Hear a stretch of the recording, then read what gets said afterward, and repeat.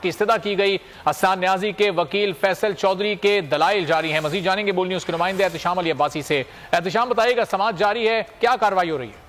हाँ जी बिल्कुल, हसन न्याजी को 2 रोजा जिस्मानी रिमांड के बाद अदालत के ऊपर फिर पेश कर दिया गया है। इस वक्त जो है हसन न्याजी की जो वकला की टीम है, जिसमें अली बुखारी, कैसर इमाम, वो जो है दलाइल दे रहे अंदर, और इस वक्त जो है अदालत को उन्होंने सदा की है कि इस मुकदमे से हसन न्याजी को डिस्चार्ज किया जाए।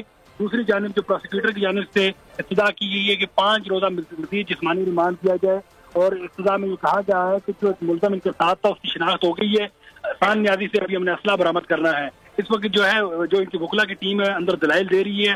तीनों वकीलों ने जो अंदर दलाइल दे दिए हैं और जज साहब ने वो दलाइल सुन ली है। इसके बाद जो है प्रोसिक्यूटर अपने दलाइल देगा और दलाइल सुनने के बाद फैसला किया जाएगा कि क्या हसन न्याजी को इस मुकदमे से डिस्चार्ज किया जाएगा। ठीक है, बहुत शुक्रिया, आपसे मजीद भी जानते रहे।